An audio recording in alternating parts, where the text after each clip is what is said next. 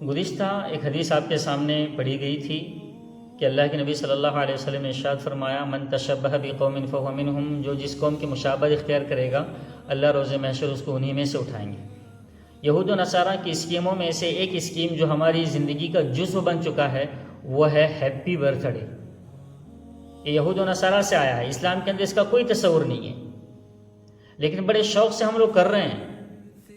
اور حد تو اس وقت ہو گئی کہ بعض پڑھے لکھے جاہل، پڑھے لکھے بھی کہہ رہا ہوں اور جاہل بھی کہہ رہا ہوں، بعض پڑھے لکھے جاہل رسول اللہ صلی اللہ علیہ وسلم کے نام سے کیک کٹا رہے ہیں۔ کئی سارے آپ نے ویڈیو دیکھی ہوگی، یہ بڑا کیک رہا ہیپی برتھ ڈے یا رسول اللہ، ایسا لگتا ہے جیسا کہ کسی جانور نے ان کے عقل پہ پیشاب کر دیا۔ اتنا یہود و نصارہ ہماری زندگی کے اندر گھس گئے ہیں، اور ہم بڑے فخر سے کہتے ہیں کہ ہم نے انگریزوں کو جو ہے ہمارے ملک سے نکالا۔ ایک واقعہ میں آپ کو بتاؤں، ایک لطیفہ ہے۔ ایک ہندو اور ایک مسلمان دونوں ٹرین میں سفر کر رہے تھے۔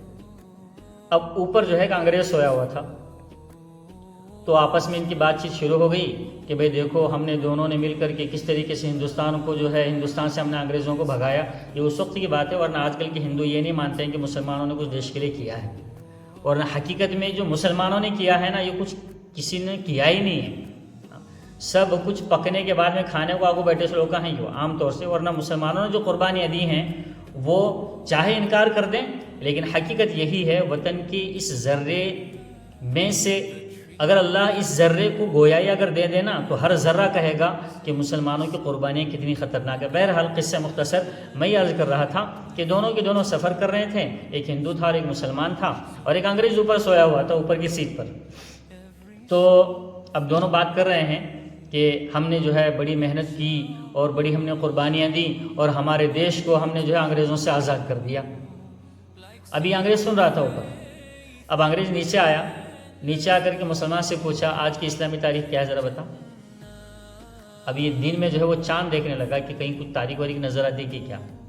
ہندو سے کہا کہ بھئی تمہارے مذہب میں بھی تمہارے مہینوں کے نام ہیں نا، ساون، بیساکھ، یا الگ الگ بھادو، یا الگ الگ نام اور موسم ہیں، اس حساب سے آج کون سی تاریخ ہے ذرا بتا۔ اب وہ بھی جو ہے اوپر جھانکنے لگا۔ کہنے کا مطلب یہ ہے کہ ہم نے انگریزوں کو بھگا دیا، لیکن انگریزیت کو اپنے سینے سے لگا لیا ہے ہم لوگوں نے۔ اتنا زیادہ نہ مسلمان اسلامی وضاقتہ میں ہیں، لباس میں ہیں، نہ ہمارا ہندو بھائی جو ہے وہ ہندو وضاقتہ کے اندر ہے۔ ہر کوئی سر سے لے کر کے پیر تک ننگے ہونے کو پسند کیے ہوئے ہیں، اور ہم دعوے کر رہے ہیں کہ ہم نے انگریزوں کو بھگایا۔ انگریز کہیں گیا نہیں ہے، ان کے جسم چلے گئے، پوری تعلیمات جو ہے ان کی ہمارے پاس چھوڑ کر کے چلے گئے۔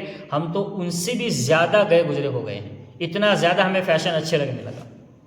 انہوں نے جو ہے وہ ہف چڈی پہننا شروع کیا تو اس کو فیشن سمجھ کر کے ہم بھی ہف چڈی پہن کر کے گاؤں پر گھوم رہے ہیں۔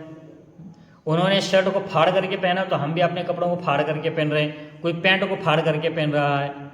یہ پورا کے پورا جو ہے ہم نے بے شرمی ان سے لی۔